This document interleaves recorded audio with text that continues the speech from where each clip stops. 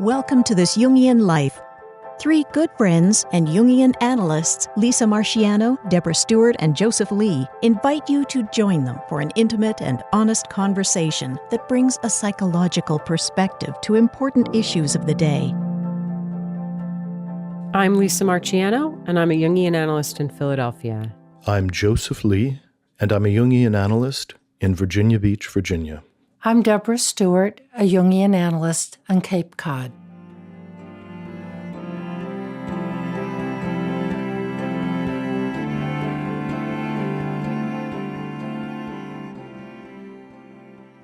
So, Lisa, I hear that you recently were talking with Sonu about this big project that the Philemon Foundation is taking on. They are going through the collected works with a fine-tooth comb. They seem to be challenging a lot of the editorial decisions that were made in the first round in translations. So what did you find out?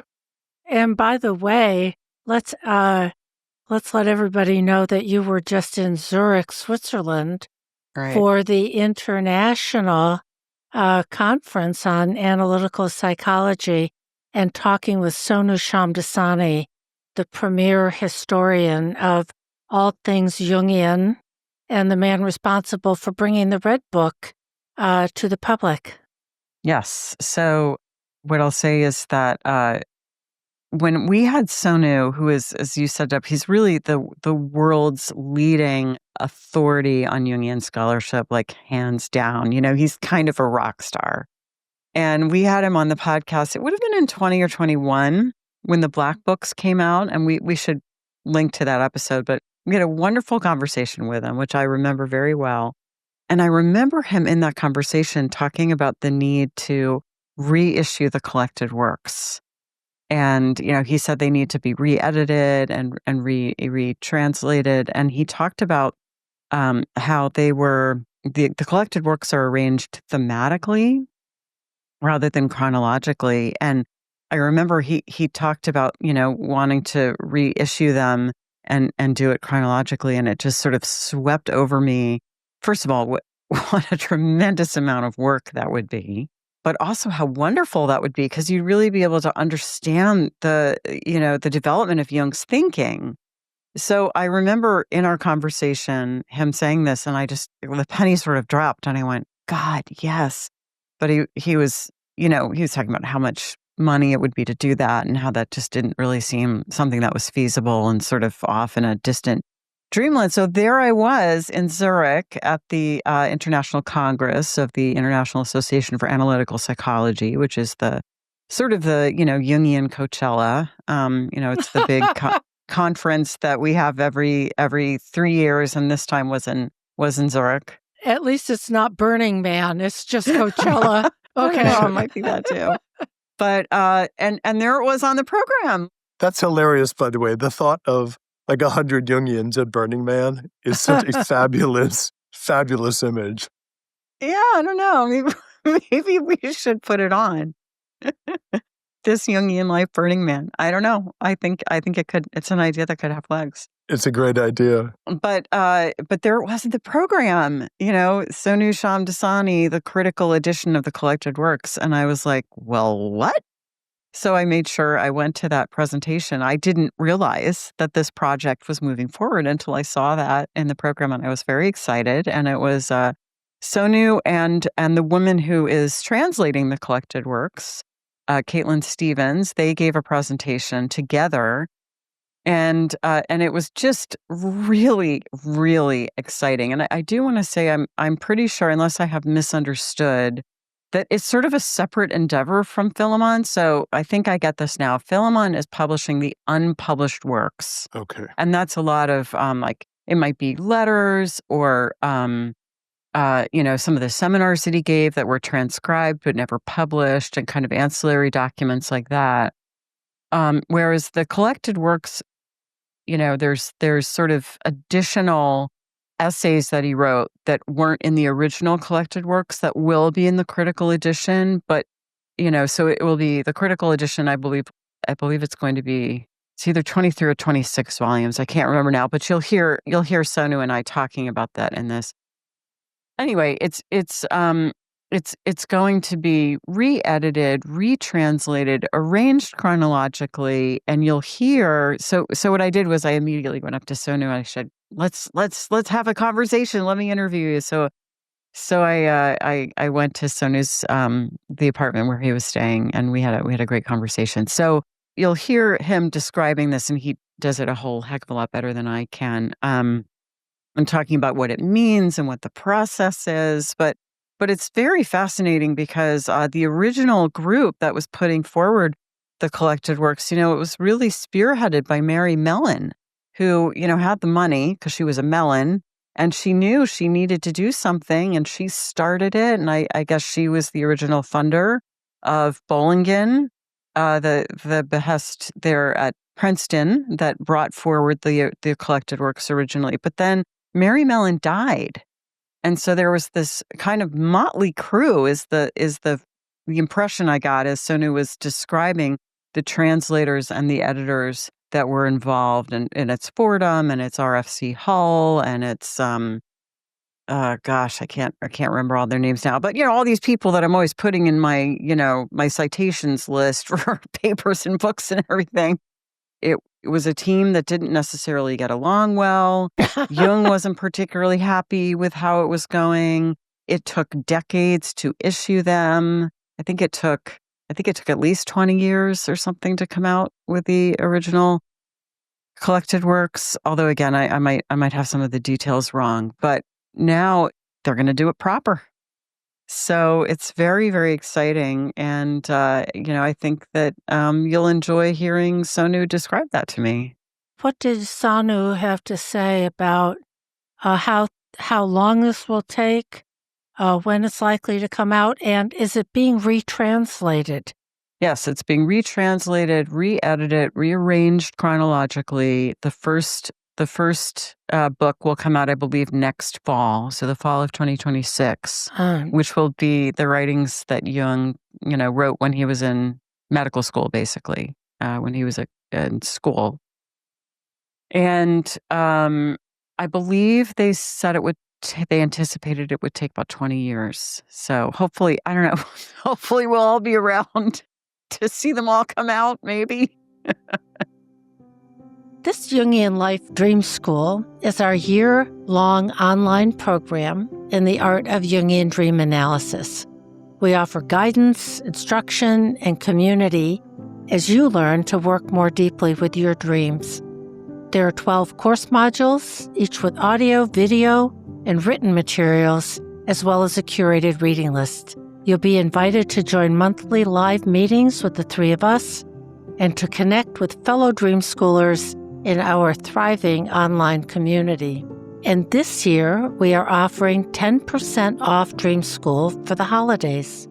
Just use the code HOLIDAY2025 when you check out anytime between now and the 31st of December.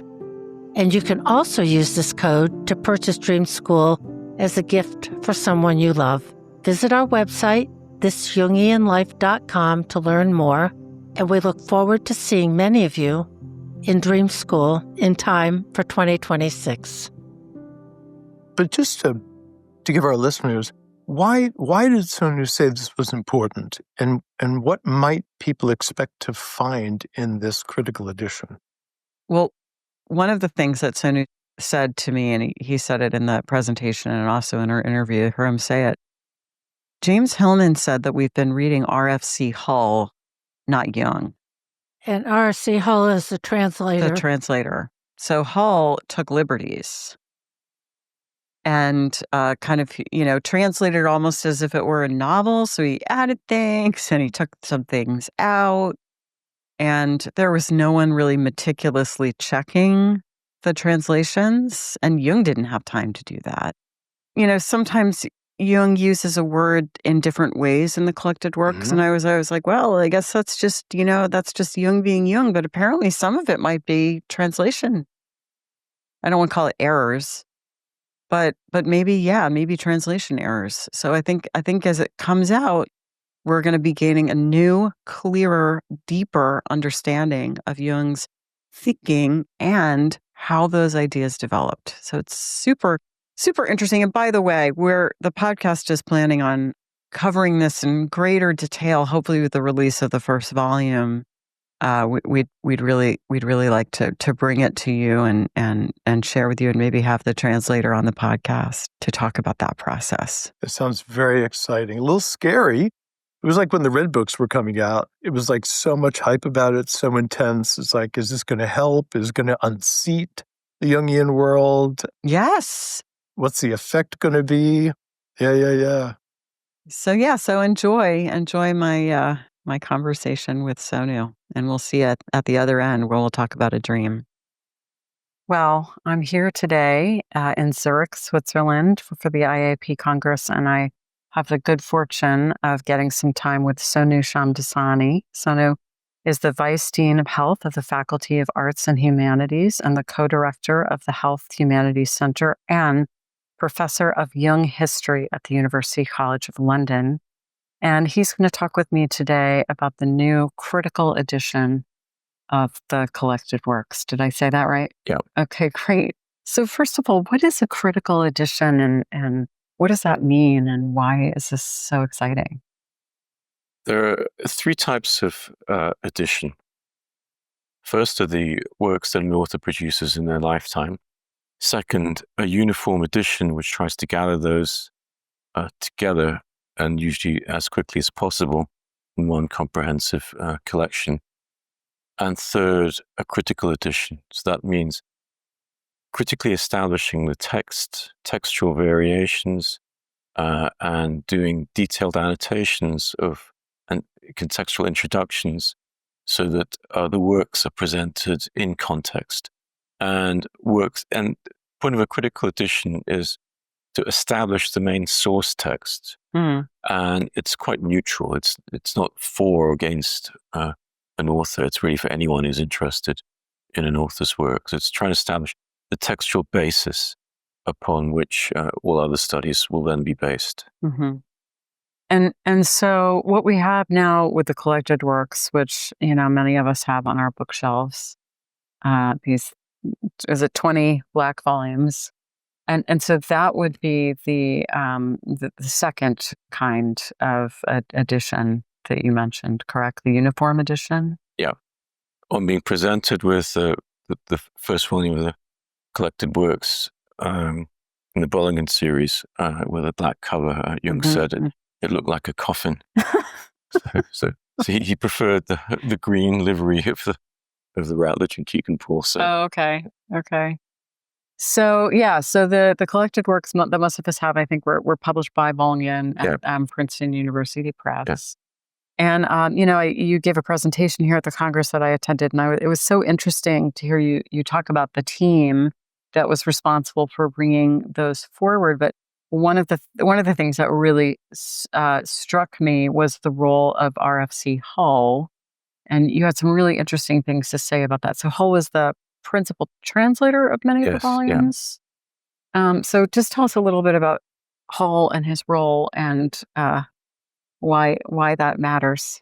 Richard Francis Carrington Hull, to give him his full name, RFC Hull, was in many ways a house translator for Kegan-Paul, which later became Routledge Kegan-Paul, and a friend of Herbert Reed. He himself was a self-described, he was a poet and self-described atheist and rationalist. He once described himself as flagrantly impious. And he had a fine eye for literary style. He was a fine prose stylist. And he entered the project with little prior knowledge of Jung. He said he'd read two of Jung's works, but was not a student of Jung. He said his own interests were more in literature. Translated Rilke and also figures such as Martin Heidegger and Martin Buber, not exactly people I would call friends of Jung. So he entered the task without prior knowledge, and also, one would say, without support. Gerhard Adler, who was the only German-speaking editor, was appointed there to check the translations specifically for that role, basically wasn't doing that. He eventually was just restricting himself to dealing with questions when Hull would pose them to him, which was not exactly often. And Hull had been struck with polio as the project was beginning, so he was moving around in a special wheelchair that was purchased for him. He also had a massive stammer, so talked extremely slowly. Wow. And I remember, so he's anyway someone difficult to disagree with. I remember Franz Jung once recalling to me, he was hearing on numerous occasions when Hull would discuss his translations when he came up to see Jung. He made quite heated arguments between Hull and Jung. Yeah. Wow. But Jung would usually, you could say, retire to his estates, but would tell people, he said, look, I think at one point, for instance, in relation to Hull's translation of Jung's paper on synchronicity, he said, there are times when Hull translates one concept by two different words, and said that's making for confusion, and someone should check this. So clearly, it's not, he doesn't have the time and to take on that role himself. Jung, yeah. Yeah, but he thought that Gerhard Adler would be doing that in the editorial team, and basically they weren't. And Hull's attitude, I mean, he was in a way championing the works, but in the manner in which he understood them. So, for instance, you find in the collected works, Jung's affirmation of religion, which is no small thing in Jung's work, is toned down. Wow. So you've sort of been able to find passages in the collected works and kind of compared the originals with Hull's translation, and you can kind of see where there was some alteration in the emphasis or something. Yes, Hull has no restriction or no hesitation from adding clauses or deleting clauses. Wow. He actually saw his task as improving and making clearer Jung's work. And you read them, they don't read like a translation. And sometimes a giveaway sign for me is like when I read a sentence, I think, what German sentence could that correspond to? And then a sort of a warning sign comes up. Do you read German? Yeah. So I find you can compare them side by side. Yeah. So I find in my own work, my own historical work, I find that about 60% of the time I would modify translations when I was citing Jung. Wow. And you had this great quote that you shared at the presentation that I was at. I think it was, you said that Hillman said that we haven't, am I getting this right? It was Hillman who said we haven't been reading Jung, we've been reading Hull. Yeah. Wow. It's interesting that you say too that apparently in the synchronicity essay that there was this observation that Hull was using two different terms to refer to the same concept. Because I always find, when I'm going through the collected works and trying to understand a concept, that Jung uses different words. He defines it differently. I'm thinking about the different ways, for example, that he defines individuation. Yeah. And I once went through every reference and kind of came up with a grid, and I think there was something like 8 different ways that he used the word or something like that. And I've always thought, well, I think he sort of did that on purpose because he didn't want us to have to kind of a pat, fixed, dry understanding of these terms. He wanted them to be somewhat fluid so that we had to grapple with them. But it also sounds like some of this just might be bad translation. It's a combination. It's what I'd call a literary translation. So it's like how someone would say translate a novel, where in You're a way saying that's the way Hull translated yes. it. Okay. So to take one key example, American student and analysand of Jung, Carol Sawyer Bauman, after reading Psychological Types, was just shocked because it seemed clear to her that Jung, so Hull didn't understand that the self was a concept and the key concept of the work. Wow. First, contrary to Jung's recommendation, it wasn't capitalized, which also doesn't single it out as a concept. Yeah. And sometimes he just translated it as oneself. So precisely going back to what you're talking about of individuation. Yes. And she wrote a whole page of instances of just mistakes Now, if you're translating a literary work, it doesn't really matter because it's not a concept. You want a certain fluidity stylistically. But if this is, as it was intended, it's a scholarly work, you have to indicate, okay, that's a case. With all translation, you don't translate always with the same word because there's not necessarily an equivalent. But in that case, that's one word where you do want to make it a solid constant. No, I've always heard that Freud is easier to read than Jung. And I've always assumed that was because Freud was more of a systematic thinker than Jung. But I wonder, too, like how much of this is the translation? And are we going to find that reading Jung in this new translation is going to be a very different experience, either easier or harder? I mean, Jung is hard to read. He is hard to read. I mean, vis-a-vis Freud, the difference I put between Freud and Jung in terms of their writings is Freud is a brilliant rhetorician. Yeah. And he constructs an argument and sustains it as an argument. Yes. Jung is, to my mind, not a bad writer. I mean, there are purple passages in Jung that far surpass anything in Freud, to my mind. Jung's works follow the logic of an image. Yeah, so it was more intuitive. If you can, if you have an imagistic bent, I don't find it difficult to follow. It's not constructed as a logical argument, and you see this. I find this in terms of Jung's manuscripts. You find they just starts. He starts and he gets underway. Yeah, and he writes. Yeah, and things occur to him, and he continues with it. So one example of this. There's a manuscript it's headed African Voyage.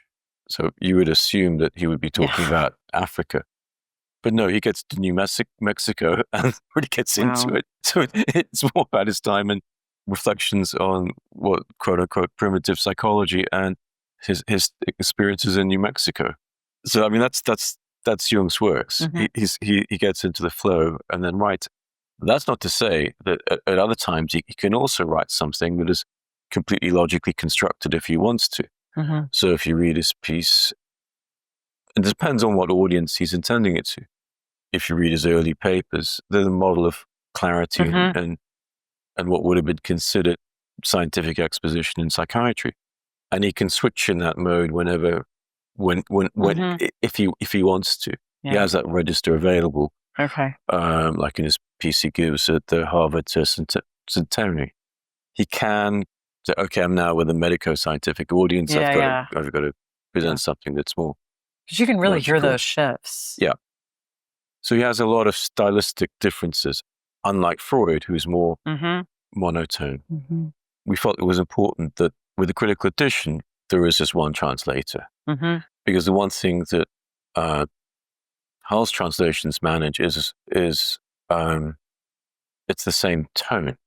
Yes. You're dealing with one stylist. So Caitlin Stevens, who'd already done a really superb job with the translation of Jung's seminars on spiritual exercises of Ignatius of Loyola for the Philemon series edited by Martin Liebscher, was willing to undertake this task. And I mean, I've been reviewing her translations of the first two volumes of the critical edition. The first goes from 1896 to 1900 on Jung's time as a medical student in Basel, with his explorations also into philosophy and psychical research. And the volume that I'm editing, which goes from 1900 to 1904, which is further his time as a psychiatrist, so that you get his works on psychiatry, further unpublished seances that he's engaged in, and his forensic work as well. And it makes more sense when you read these, because also when you were dealing with Hull's translations of those Jung's early papers, he doesn't have the background in psychology and psychiatry, so he doesn't know what the terms are or how they're necessarily being translated. And the editors don't have a knowledge in what is psychiatric terminology, circa 1900. What are they actually talking about? Or how are these things being translated?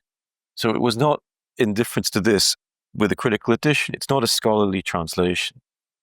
He was, in a way, doing the best job according to his own skills as a literary translator. These would have been being translated in like the 50s and the 60s for the most part.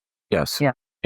But there's no scholarly input Right. into this. So in contrast with the critical edition, the whole team meets every week. So that can be a discussion on a single word, and then that often then requires research.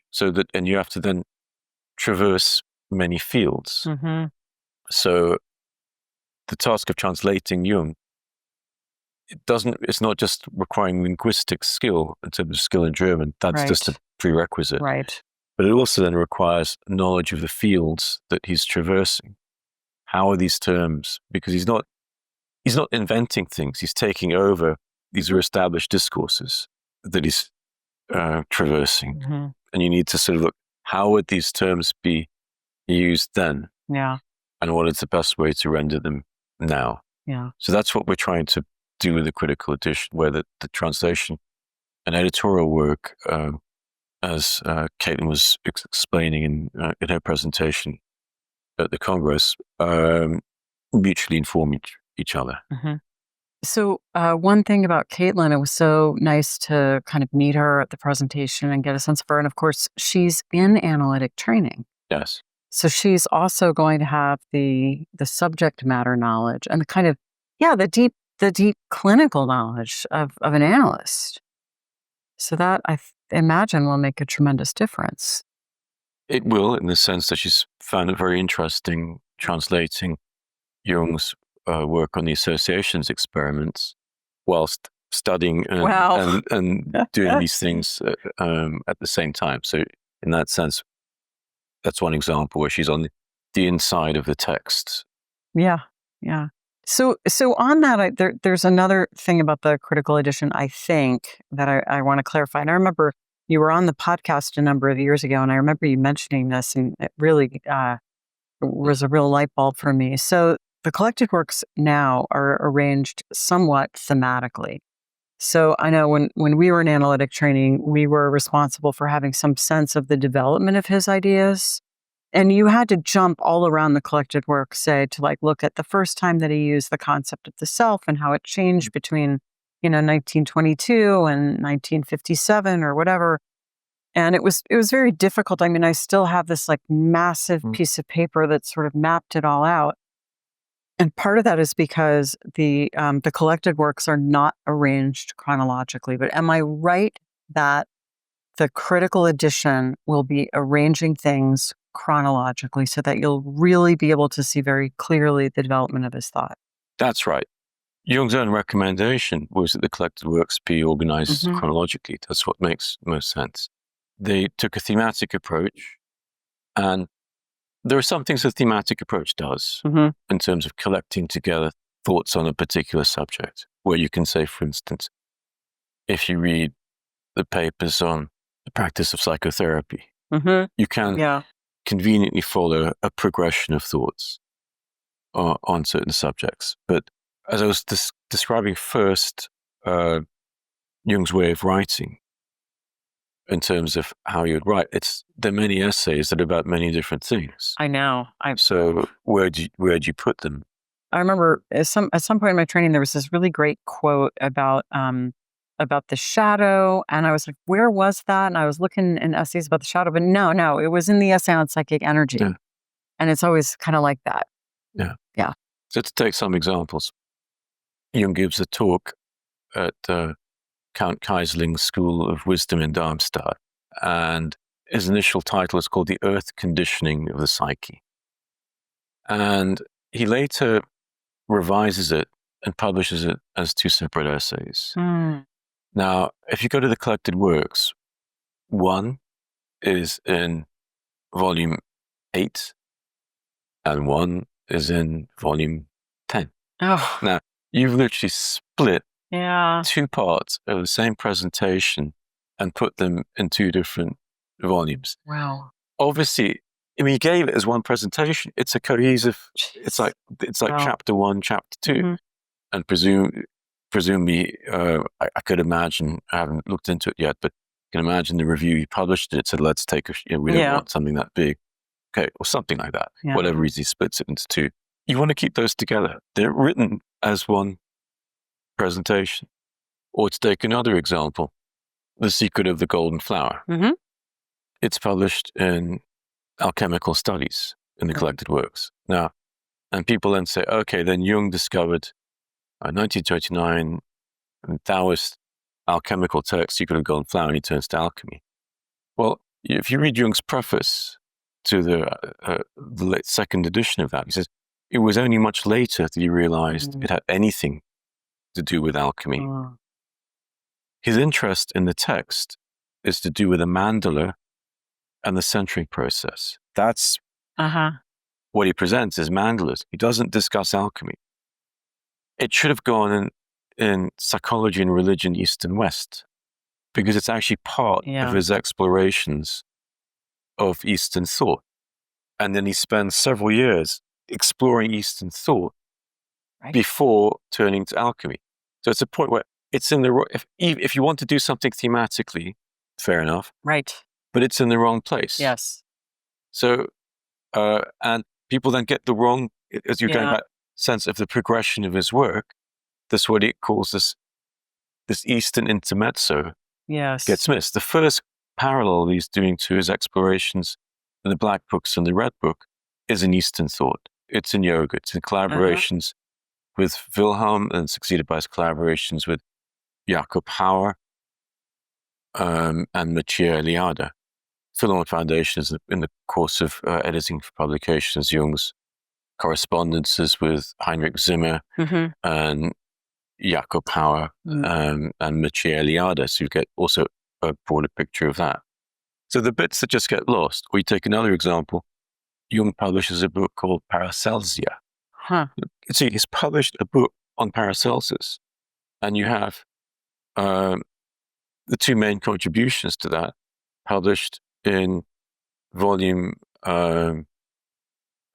15 and volume 13. So one is in Alchemical Studies, and one of it is in Spirit and Art and Literature. So you actually lose the fact that he considered Paracelsus significant enough to write a book on and to publish these together in one book. So you lose the sense of his oeuvre. And I just want to clarify too. I mean, you can go through and rattle off these examples, but you are the preeminent Jungian scholar. Someone like me, who's sort of merely a practicing Jungian analyst, I didn't know any of that, and I don't know where I would even have access to that kind of information. So it really gets lost. This kind of thread that you're talking about to someone like me, and someone who doesn't have a scholarly bent or even access to some of this. And the other issue that's raised is Jung often revised his essays and books and went through many editions. I think it's actually a very honest way of writing. How many people have dozens of books in them? You're actually improving the same book. Yeah, it's a good sort of 19th century kind of literary style. And the editors, by and large, tended to choose, there's some exceptions later on, but they tended to choose the last version as if that's the final form. But that's then representative of his thought at a certain point in time.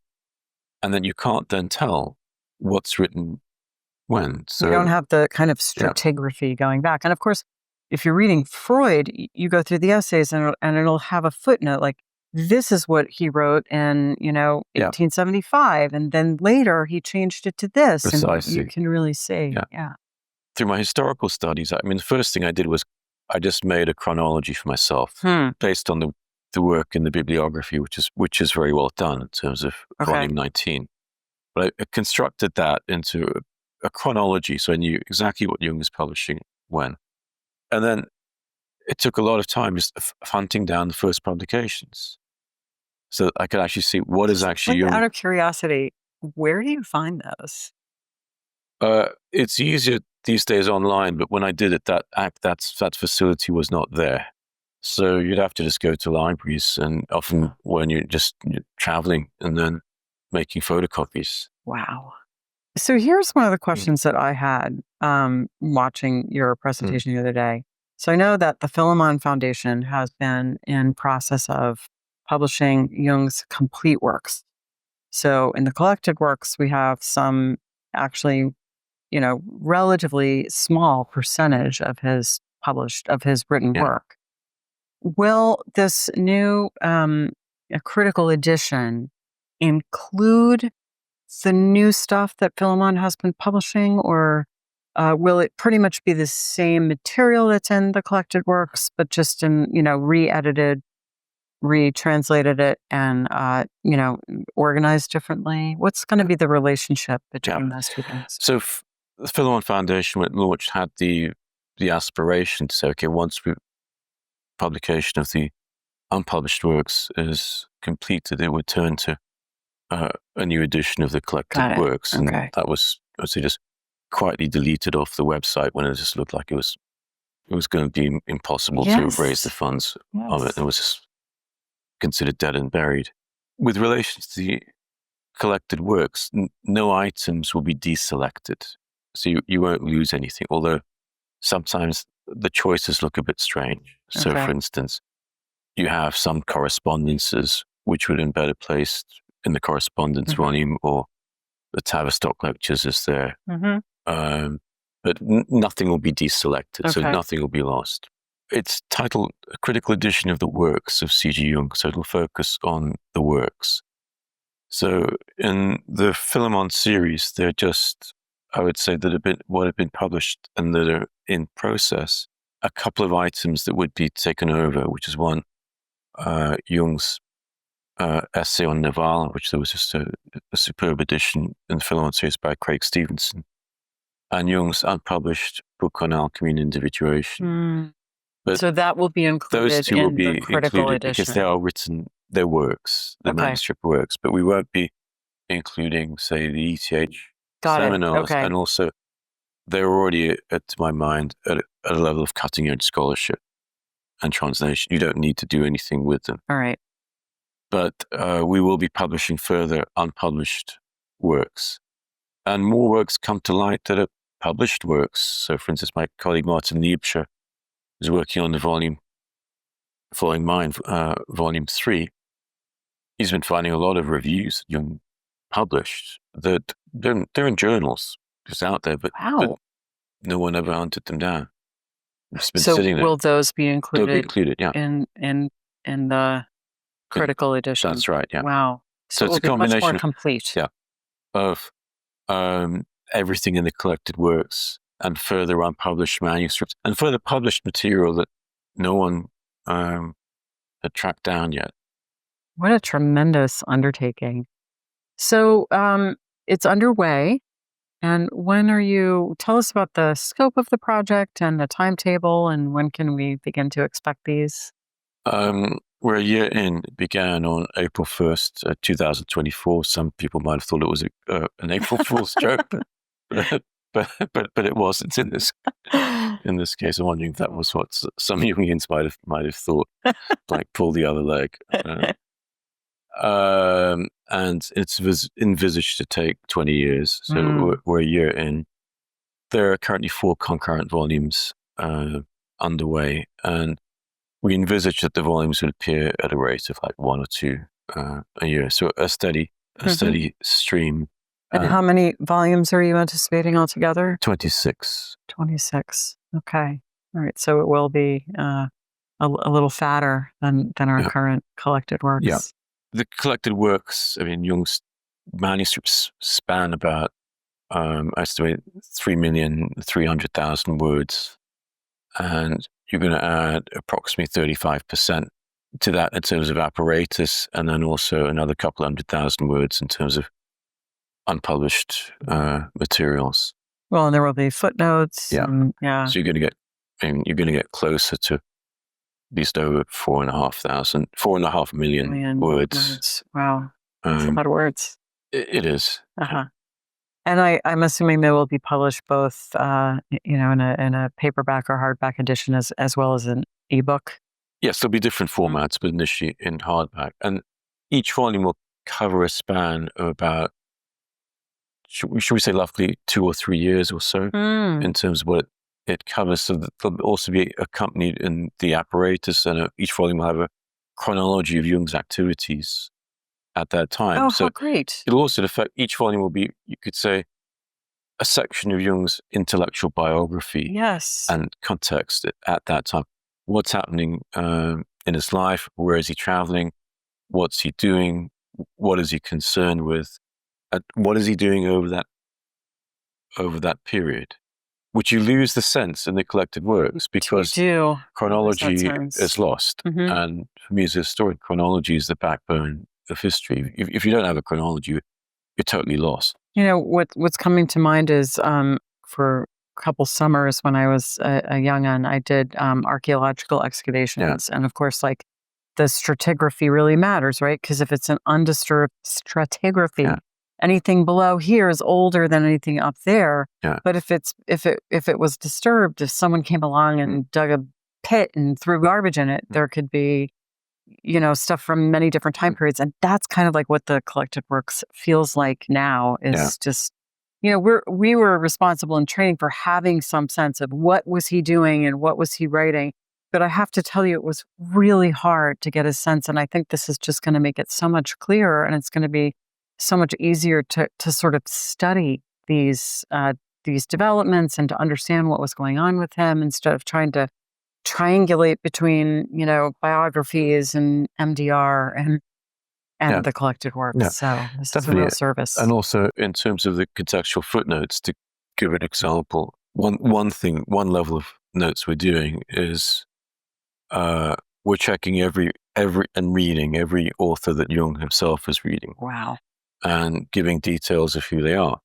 So Jung is using a lot of footnotes. I mean, Mysterium Conjunctionis, I think, has about 2,300 footnotes. They're meant to be read. They're not just window dressing. And a contemporary reader does not have access for these texts. So in a way, we're trying to do that for the reader, saying, well, who are these people? To give more information. So if the reader wants to go to that, further into that, they can. But if they don't, they're given the reference. The things which a contemporary figure in Jung's audience, say with his psychiatric writings, will know what he's talking about because they were all figures of the same debate. Yes. They'll know the reference. But today, a lot of those figures are forgotten, with the exception of Freud. So people assume that it's all coming from Freud. Right. Which is just a complete myth. Well, this is very exciting, and I'm sure people will want to know how they can keep abreast of developments. So, what's the best way for listeners to find out what you guys are doing and what's coming up? Well, it's to go to the Princeton University Press website because you can subscribe for updates, and we've also produced short videos with all the team introducing themselves and the projects that they're working on. So we can list that, we can include that link, but just to say, if people sign up for updates, what can they expect? Details of when new publications are coming out, events around publications, and we aim to also, we release short pieces describing, you could say, findings from the archives. So, for instance, I'm working on, together with Martin Liebscher, we've been going through Jung's case files at the Berkholzli. Oh my gosh. Which are now just coming on access. There's a 120-year confidentiality rule, and it's just been perfect for us. So each year we've been going back for the new releases. It's not like drinking wine where you go for the wine that is just made of the recent harvest. You say, okay, the next release, which we'll be going back there for, is 1905. We'll be going for that in the new years to see what the new texts, the new case files have. So this is like so fascinating. So you go to the Berkholzli. Is that where they? Well, they're in the state archives. Okay, the state archives. Okay, yeah. So you go to the archives and it's like 120-year-old pieces of paper or whatever it is, and then you get to sit there and try to sift through what he's saying. And That must be fascinating. Yeah. You try not to freeze because they keep it quite chilled. Oh, I bet. Right. For preservation reasons, yes. Mm-hmm. And there's such great characters that you read. In this case, it's a sort of a social history of Must be fascinating. a lot of the Zurich lowlife at the turn of the century of the criminal cases. So, yeah. Or not so with some of the private I think of patients. Sabina Spielrein. Yeah. And you have the stories, and you see Jung is fascinated. Yeah. He's fascinated by it. He's taking detailed case histories. He's engaging them in conversation.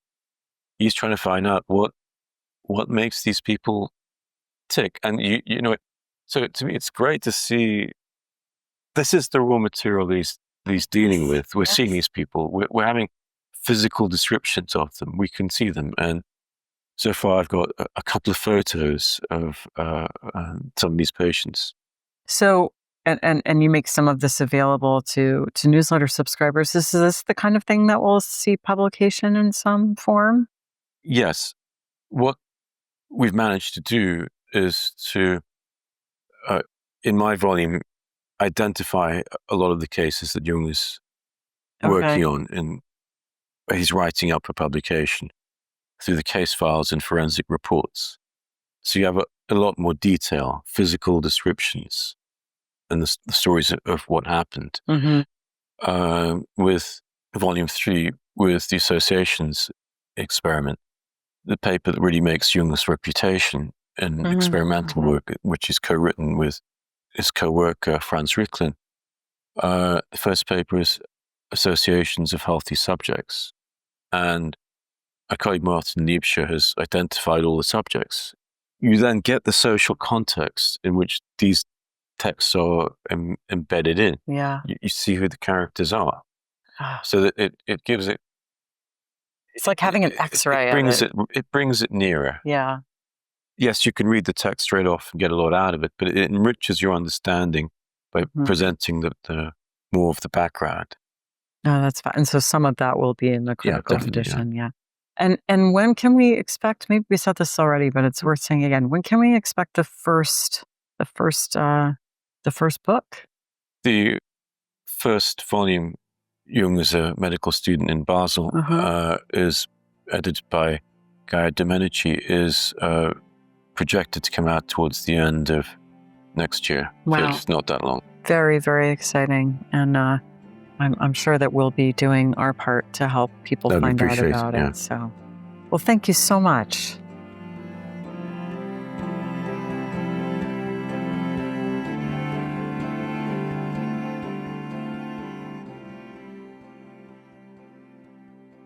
And so let's take a transition into a dream.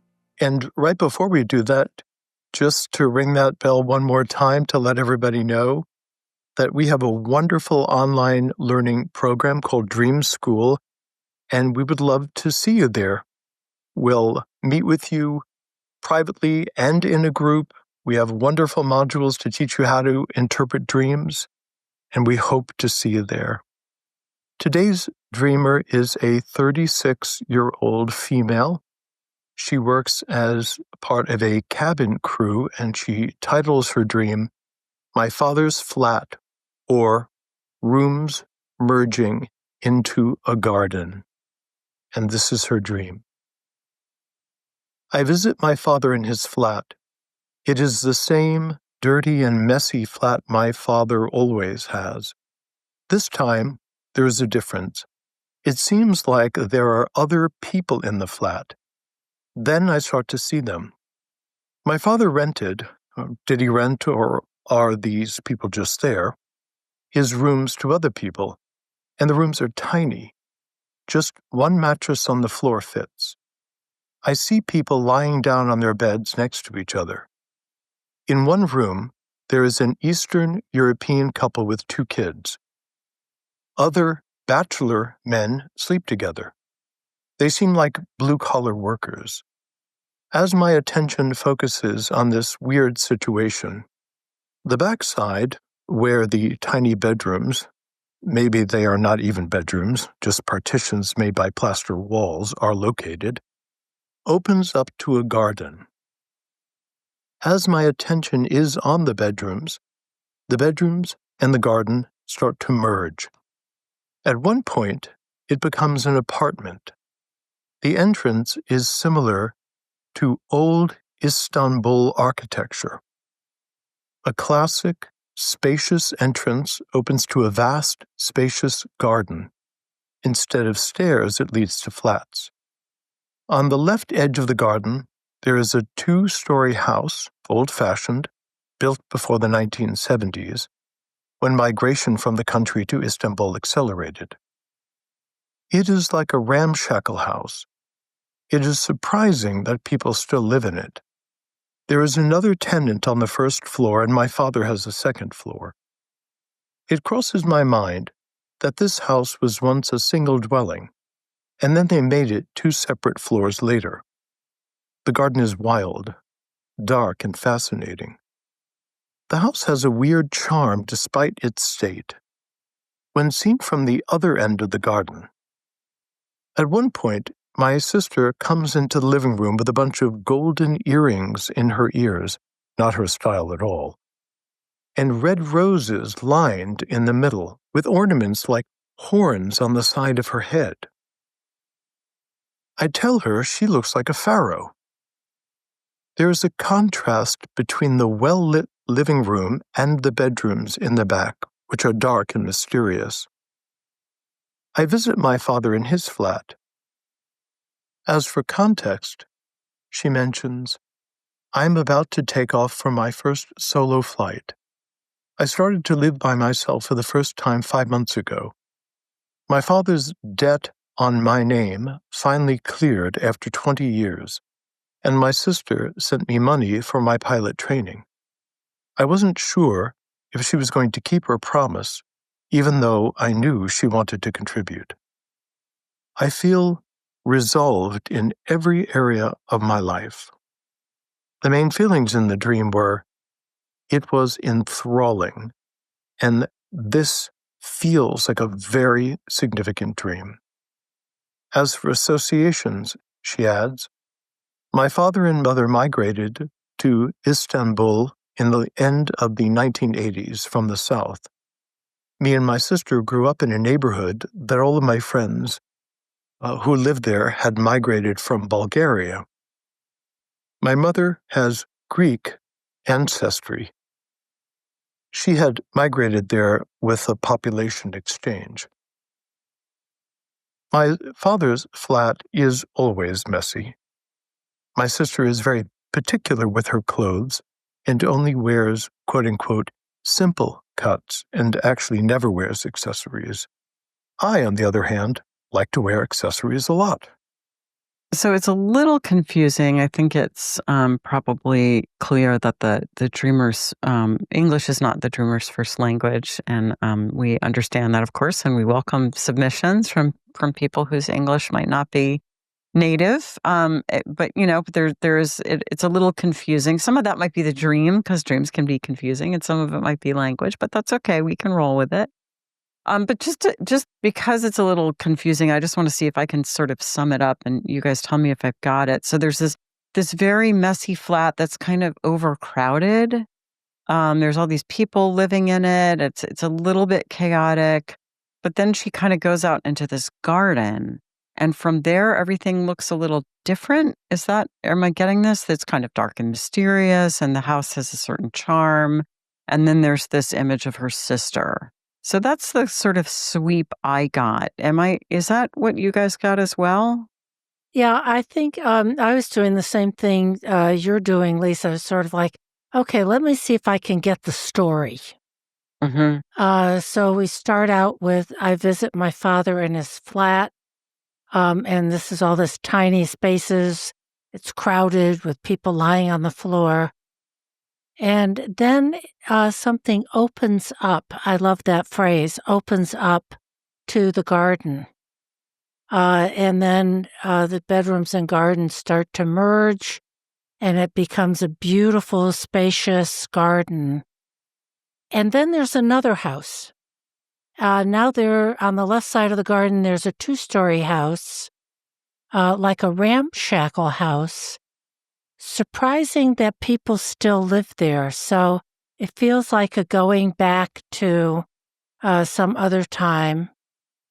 Tenant on the first floor. The father has the second floor.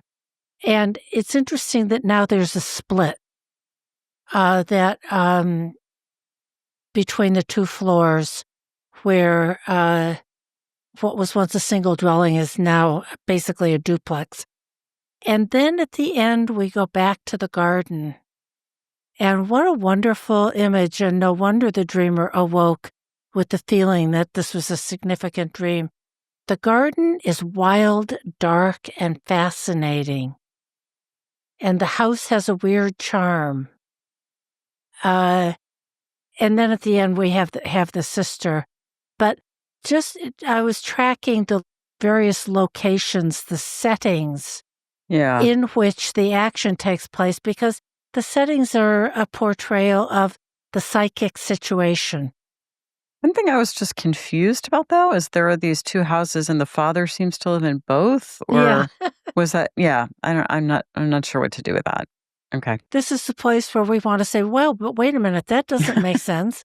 And that's why we have to really work hard to work with dreams, because those things don't make sense. But at least at the end, the father has been better contained in the ramshackle house off to the left of the garden. He's on the second floor, and there are tenants on the first floor. But I'm paying most of the attention mostly to the garden and the contrast between the masculine father and sort of the people lying on beds next to each other that are like blue-collar workers, sort of what I would call the masculine components. And then this amazing image of the sister with her golden earrings, red roses, and ornaments like horns on the side of her head. I tell her she looks like a pharaoh, or I was thinking maybe an Egyptian god or goddess with the horns on the sides of her head. Joseph, you're the one that can probably elaborate more on Hathor and all of that, if that seems relevant. It may be, but what I was thinking is in the Greek tradition, sometimes you'll find statues and some of the sages will be given horns on their heads, and that was a sign of wisdom. Ah, okay. Whatever the work is here, I tend to think that wherever the dream starts, that's a clue as to what the complex is that's being worked on. And because it starts in the father's flat, I'm imagining that something's being done with the father complex, or the relationship to the father, or the feeling around the father principle. And we find the father the father complex in a very diminished state. It's messy. It sounds like a boarding house. There's people sleeping all over the place. It seems that that's what she expects. That's kind of the state she finds him in. He tends to live in those conditions from what I noticed in the context. And then this uncanny thing happens, is it's as she passes through the father complex, there's a secret on the other side that opens into a garden. And the garden holds a potential that isn't obvious when she first approaches the father complex, which seems primarily provisional and diminished. So it seems in general something is happening around the father principle inside of her. It does seem to be positive. Sometimes von Franz would take just the first sentence or so of a dream and pair it with the last sentence, particularly if it's a longer, somewhat confusing dream, just to get an arc. So we're coming into the messy father complex, and then we have this image of the sister, who's a shadow figure, I think, coming forward, adorned remarkably with gold, looking like a pharaoh. So something happens over the course of the dream that seems ultimately enhancing to the feminine principle, or at least perhaps the shadow? Well, I think it's interesting, like you're talking about the father complex, Joseph, and I liked what you did with that, especially that you sort of said, it looks really provisional, but then when you push past it, there's something really wonderful there.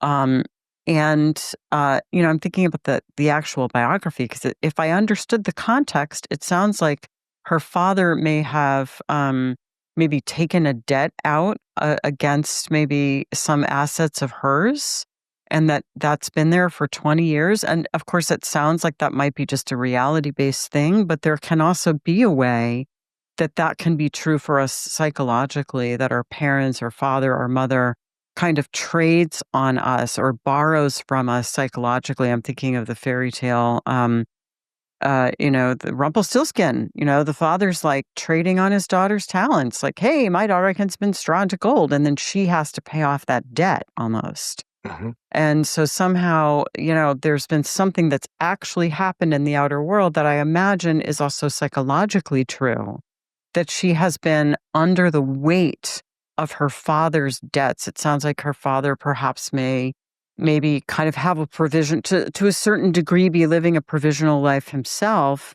She's only just started living on her own. She's just getting her pilot's license. She's just going off on her first solo flight.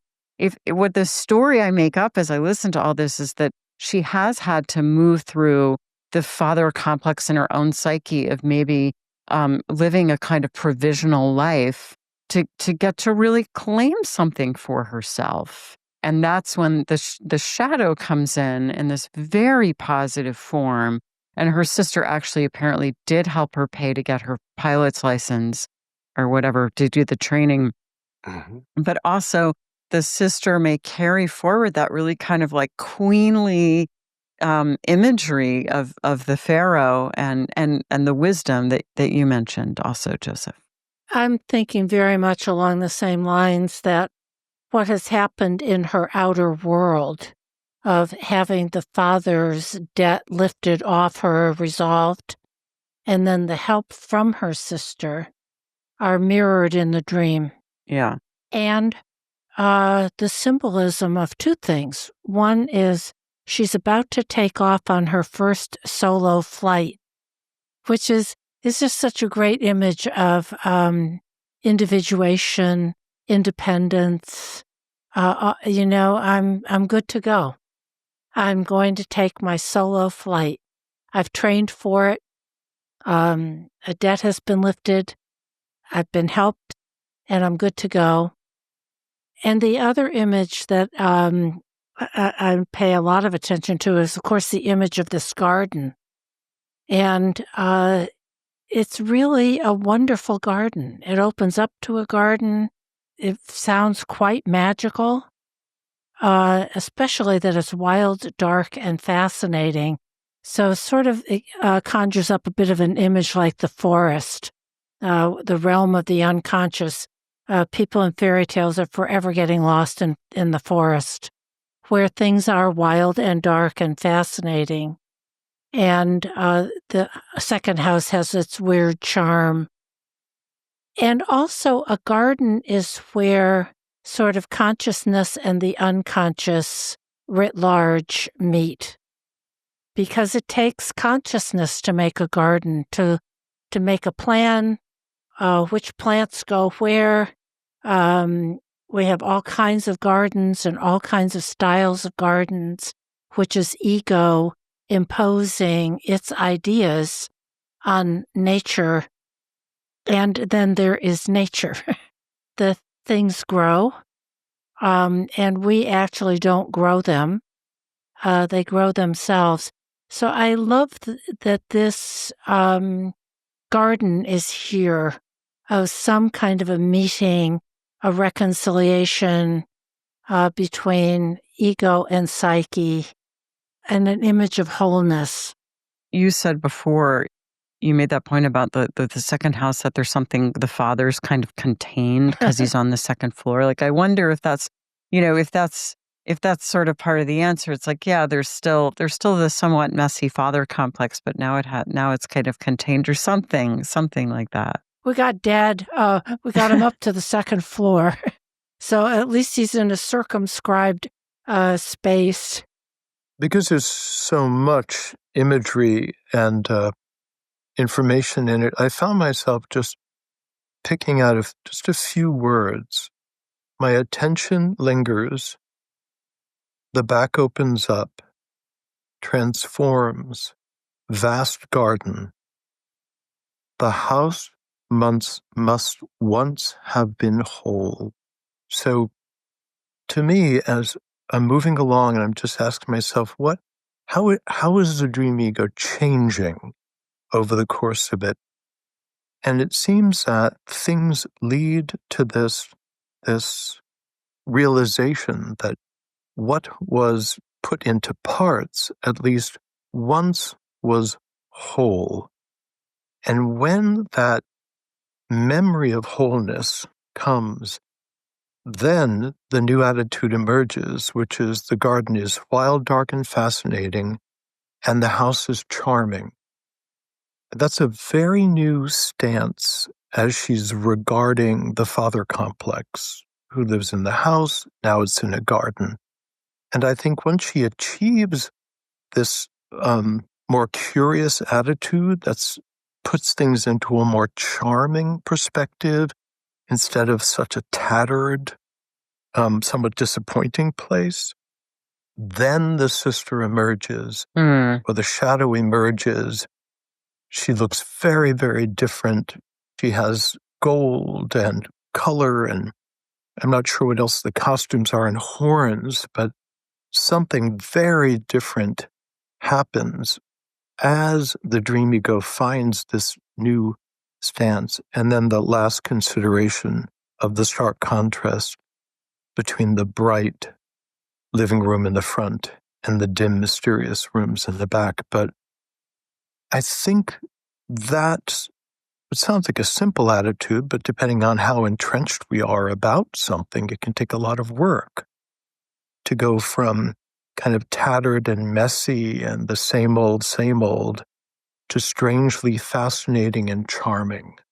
That's a big shift inside, and that allows this fantastical emergence of the feminine, actually, from within that.